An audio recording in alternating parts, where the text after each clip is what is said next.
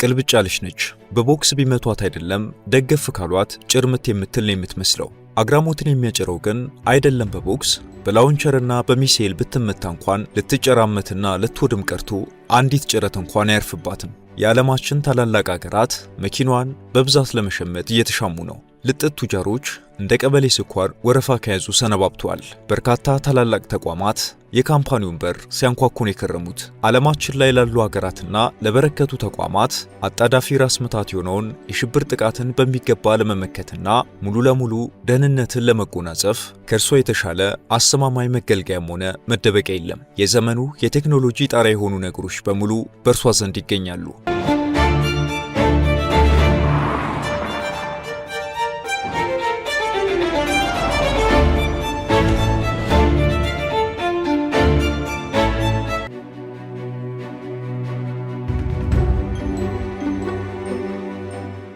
ሰላም ጤና ይስጥልን ውድ ቤተሰቦቻችን፣ በዛሬው መሰናዷችን የበርካቶችን ቀልብ ስለሳበችውና የዓለማችን መነጋገሪያ ስለሆነችው መኪና እናወጋችኋለን።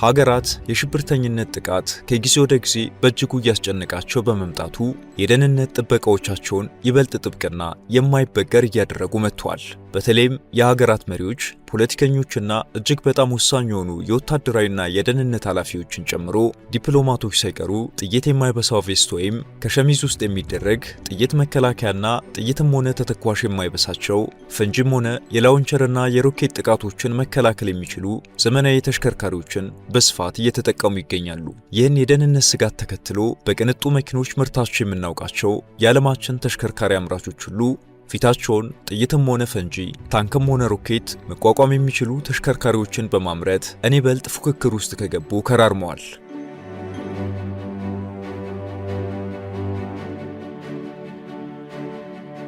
አሁን በየጊዜው ስለሚወጡ የመኪና ሞዴሎችና አንዱ ከሌላው የሚልቅበትን ተጨማሪ የቴክኖሎጂ ግብዓቶች ምቾት፣ ፍጥነትና የሞተራቸውን የጉልበት አቅም ለተመለከተ በእጅጉ መደነቁ አይቀርም። ሆኖም ስለ አንድ ለየት ያለ የቴክኖሎጂም ሆነ ሌላ ግብዓት ይዞ ብቅ ያለ ምርት የደረሰበትን የእድገት ደረጃ ለመገንዘብም ሆነ ለማድነቅ ጅምሩን ትንሽ ወደ ኋላ መለስ ብሎ መቃኘቱ ሙሉውን ምስል ለማስተዋል እንደሚረዳ ግልጽ ነው። እጅግ የረቀቁ የቴክኖሎጂ ግብዓቶችን የታጠቀችውና ልክ መሪዎች እንደሚጠቀሟቸው አይነት ተሽከርካሪዎች ወይም በአውደ ውጊያ እንደሚሰማሩ ትላልቅ መኪኖች ለከባድ መሳሪያ የማትበገረውንና ከመከላከል አልፎ ለማጥቃት የሚያስችል ጥቅም እንዳስፈላጊነቱ መታጠቅ ችሏል። አሁን በደረስንበት የኢንጂነሪንግና የቴክኖሎጂ እድገት ደረጃ የሜርሴዴስ ቤንዝ ምርቶች የቀድሞቹን ፍጹም የሚያስረሱ እየሆኑ መጥተዋል። የዛሬው ትኩረታችን የሆነው ኤስ ክላስ ጋርድ የተባለው አይደፈሬ መኪና ደግሞ በርካቶችን ጉድ ያሰኘና ለማመን የሚከብዱ መገለጫዎችን ይዞ ብቅ ብሏል።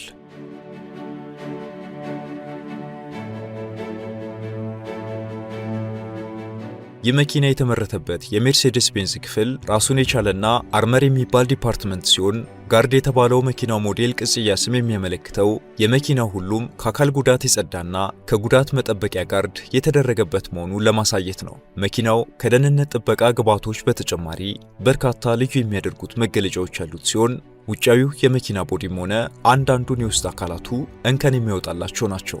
በተለይ የመኪና ሞዴል አድናቂ ለሆኑ ሁሉ የዘውትር ምኞት የሚሆን ነው። የሜርሴዲስ ካምፓኒ የመጨረሻ ወይም የቅርቡ ትውልድ መኪኖች በርካታ ልዩ መገለጫዎች ያላቸውና ከተለመዱ የኤስ ክላስ ሞዴሎች በእይታ ብቻ ብዙ ልዩነቶችን በቀላሉ መዘርዘር የሚከብድ ሲሆን ቀረብ ብሎ በጥንቃቄ ላስተዋለ ግን ልዩነቶቹ ፍንትው ብሎ ይታያሉ።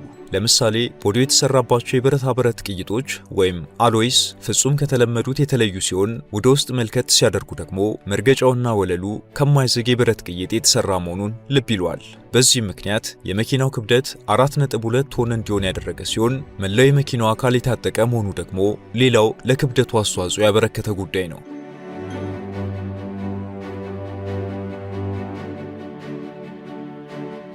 ከዚህ በተጨማሪ ወደ መስኮቱ አካባቢ ያሉት ጥፋቶች ወይም እንደ ሰንበር መሳይ በመስመር የሚታዩ ጉብታዎች ከውጭ ሊስተዋሉ ከሚችሉት ልዩነቶች ውስጥ ሲሆኑ እነዚህ ሰንበር መሳይ ጉብታዎች የራሳቸው ተግባር ያላቸው ናቸው።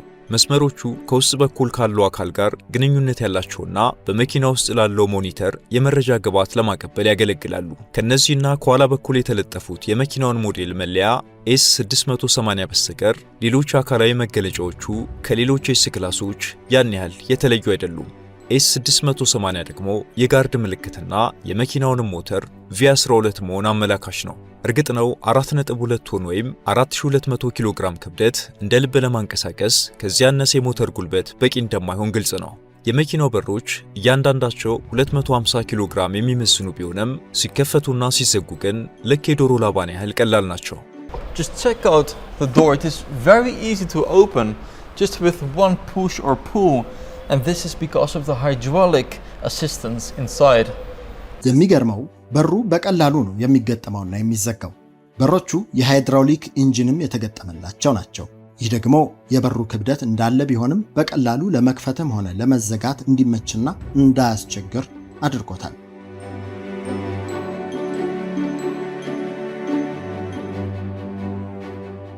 በሮቹ መኪናው ልክ ጉዞ ሲጀምር በራሳቸው የሚዘጉና በእጅ መዘጋት የማይፈልጉ ናቸው። በሮቹም ሆነ ሌሎች የመኪናው ቦዲ የከባድ መሳሪያ ጥቃትን መቋቋም እንደሚችሉ በተግባር የተሞከረባቸውና የተፈተኑ ሲሆን ከሚሊተሪ ውጭ ለሆኑ ዜጎች እንዲሁም ለሲቪሊያንስ መኪና በዚህ መልክ ሲዘጋጅ የመጀመሪያው ነው። ልክ እንደ በሩ ሁሉ የመኪናው ቦዲና የመስኮቱ መስታወቶችም ከፍተኛ ጥንቃቄና በአስገራሚ ቴክኖሎጂ የተሰሩ ሲሆን መስኮቶቹ ከሌሎቹ መኪኖች በተለየ መልኩ ሌየር ነው ያላቸው። This is amazing. It is definitely more than 5 centimeters thick with outside layers inside a very thick part. መስኮቱ ራሱ ብቻውን 4 እና 5 ሌየሮች ናቸው ያሉት። ይህ ደግሞ የትኛውም ነገር መስኮቱን እንዳያልፍና ሰብሮ እንዳይገባ ያደርጋል።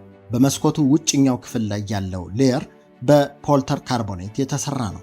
ይህ የተደረገው ደግሞ የትኛውም ስለታማም ሆነ በአይን የማይታይ ረቂቅ ኬሚካል ብቻ የትኛውም አይነት ነገር አልፎ እንዳይገባና መስታወቱን ሰብሮ እንዳያልፍ ነው። ይህ ደግሞ ከባድ ፍንዳታዎችንም ይጨምራል። ውድ የመሿለኪያ ላይፍ ቤተሰቦች አብራችሁን ስለሆናችሁ ከልብ እናመሰግናለን። በአጭር ጊዜ በበርካቶች ተወዳጅ የሆነችው መሿለኪያ ላይፍ ቻናል የበለጠ እንድታደግ ሰብስክራይብ ያላደረጋችሁ አንድ ጊዜ ሰብስክራይብ በማድረግ እንድንበረታ እንድታግዙን አስታውሰን ተረካችንን እንቀጥል። በዚህ መኪና የተሳፈሩ ተሳፋሪዎች ሾፌሩ ከጥይት ብቻ ሳይሆን ከፈንጆችና ከተቀጣጣይ መሳሪያዎች አደጋ ነፃ ሆነው ያላንዳች ስጋት ይጓዛሉ። በነገራችን ላይ የመስኮቶቹ ውፍረት ግርምትን ይፈጥራል። የመስኮቶቹ መስታወቶች 6 ሴንቲሜትር አካባቢ ውፍረት ያላቸው ሲሆን እይታንም ሆነ ጥንካሬን በማያሳጣ መልኩ ከተለያዩ የተደራረቡ ሞልስተሮች የተሰራ ነው። መስኮቶቹ በመኪና ውስጥ ያለው የኤሌክትሪክ ኃይል መስመር በተለያየ ምክንያት ቢቋረጥ እንኳን የአደጋ ጊዜ መዝጊያ አማራጭ ያላቸውና አንድ ጊዜ በመዘጋት ሂደት ላይ ወደ ላይ መሄድ ውስጥም ሲገቡ አንድም የሚያሰጋቸው ነገር የለም። ሙሉ በሙሉ ደህንነቱ የተጠበቀ ማለት ታዲያ ይሄ አይደለምን?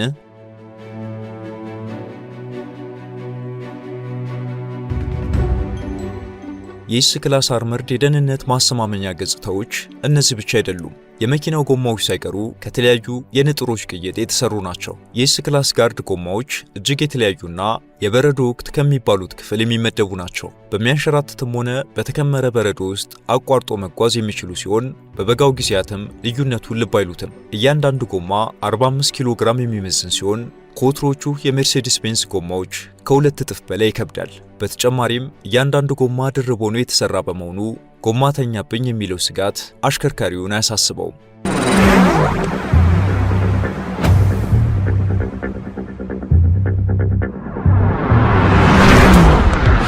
የዚህ መኪና ጎማዎች በፍጹም እንደ ሌሎች የመኪና ጎማዎች አይደሉም። በውስጠኛው ክፍላቸው ራሱ ሌላ ተጨማሪ ጎማ አለ። ሌላው ቀርቶ የውጭኛው ጎማ ተመቶ ፈንድቶ ወይም ተቃጥሎ ሙሉ ለሙሉ ከጥቅም ውጪ ቢሆን እንኳን መኪናው በሰዓት 80 ኪሎ ሜትር መጓዝ ይችላል።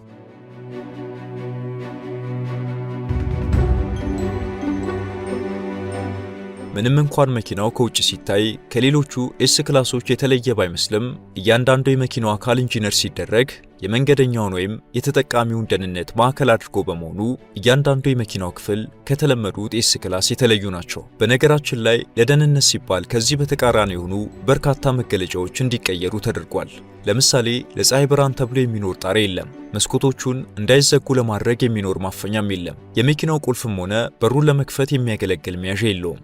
ባጭሩ የተሳፋሪውን ደህንነት ስጋት ላይ ሊጥሉ የሚችሉ አንዳች አካላት የሉትም። ይህ መኪና ባጭሩ ጄምስ ቦንድ የሚጠቀማቸው አይነት ቁሶች የሞሉት ነው። ከዚህ በተጨማሪ መኪናው አየር ለማመላለስ የሚጠቅሙ 2 በርሜሎች ያሉት ሲሆን እነዚህ በርሜሎች ንጹህ አየር ለማስገባትና ለማስወጣት ይጠቅማሉ። ተሳፋሪው በመርዛማ ጋዝ ጥቃት ቢሰነዘረበትም በእነዚህ በርሜሎች ያለውን 900 ሊትር አየር ወደ መኪና ውስጥ በማስገባትና ከውስጥ ያለውን በማስወገድ ተሳፋሪውን ያደናል።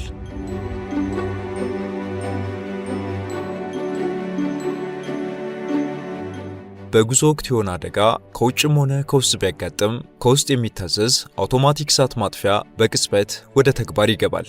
አሽከርካሪው በፈለገው ፍጥነት ለመጓዝ ይችል ዘንድ የሚያገለግል ሳይረንም አለው። ይህ ሁሉ እንዳለ ሆኖ የመኪናው ጎማዎችም የተሰሩበት ንጥረ ነገር ቢሆን ጥይት አይበሳውም። ተደጋጋሚ ጥቃት ደርሶ እንኳን ቢበሳ በአንደኛው ኮምፖርትመንት እንዲያልፍ የሚያደርግ ማቴሪያል በመያዙ መኪናው መመታቱን እንኳን አሽከርካሪው ሳይታወቀው በፈለገው ያህል ፍጥነት መጓዝ ይችላል። የመኪናውን የውስጥ ክፍል ስንመለከት ልክ እንደ ውጭ የተለየ ነው። እርግጥ ነው መኪና የታጠቃቸውን መሳሪያዎች የሚቆጣጠሩት ክፍሎች ከውስጥ እንደመሆናቸው መጀመሪያ አካባቢ ትንሽ ግራ መጋባት ሊኖር ይችላል። ወደ መኪናው ተገብቶ በሮቹ ልክ እንደተዘጉ ከውስጥ ያለው ተሳፋሪ የውጭውን ዓለም ሙሉ በሙሉ ይቆጣጠራል። ሌላው ቀርቶ አምልጦ ወደ ውስጥ የሚገባ ድምፅ እንኳን አይኖርም።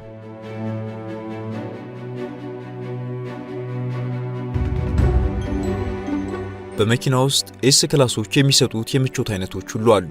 ለመዝናናትና ፈታ ለማለት በቂ የሆነ የቪዲዮ ስክሪን አለ። ከዚህ በተጨማሪ እንደፈለጉ የሚያንቀሳቅሷቸው ገመድ አልባ ቻርጀሮች እንዲሁም ሌሎች ሊፈልጓቸው የሚችሉ ነገሮች ሁሉ አሉት። ከሌሎች ኤስ ክላስ መኪኖች ጋር ያሉትን ልዩነቶች የሚያስተውሉት ግን የመኪናውን ትጥቆች የሚቆጣጠረውን ክፍል ዝቅ ባደረጉት ጊዜ ነው። ይህ ክፍል እንደተንቀሳቀሰ የሚገለጡ የመቆጣጠሪያ ቁልፎች ማት ጭንቅላት የሚያዞር ነው ቢባል ማጋነን አይሆንም። መኪናውን ለመንዳት የመጀመሪያ ጊዜ ለሆነው ሰው ግር ማሰኘቱ አይቀርም። እስካሁን የጠቀስናቸውን የመኪናውን ክፍሎች በሙሉ ሁሉንም ከነዚህ የመቆጣጠሪያ ክፍሎች ዘንድ ነው የሚታዘዙት። የእሳት ማጥፊያው፣ የንጹህ አየሩ፣ የሳይረኑ እንዲሁም ከውጭ ያለን ድምፅ መስኮት ሳይከፍቱ ለመስማት ሆነ እርስዎ ከውጭ ያለ ሰውን ለመናገር ከፈለጉ የሚጫኗት የኢንተርኮም ቁልፍም እዛው የትጥቅ መቆጣጠሪያው ቦርድ ላይ ነው የሚገኙት።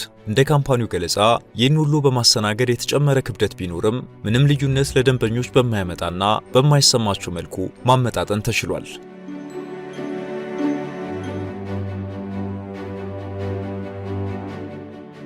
መቼም ይህን ሁሉ ስንነግራችሁ እናንተ ጋር ብቻ ሳይሆን እኛም ጋር አንድ ጥያቄ ብልጭ ማለቱ አይቀርም። አዎ ይህ ሁሉ ከሞት ያድናል ወይ የሚል።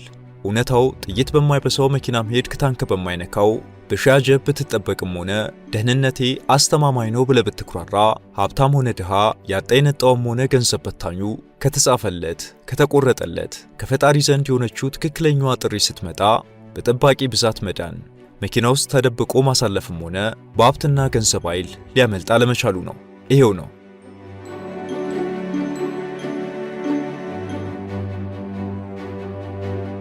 ውድ ቤተሰቦቻችን የዛሬው ተረካችን ይህን ይመስል ነበር። እስከ ፍጻሜው አብራችሁን ስለቆያችሁ አመሰገንን። ለቻናላችን አዲስ ሆናችሁ የምንለቃቸው ከመላው ዓለም የተመረጡ አስገራሚና አነጋጋሪ ተረኮች በፍጥነት እንዲደርሷችሁ ቻናሉን ሳብስክራይብ ማድረግን አስታውስናችሁ። ሰናይ ጊዜ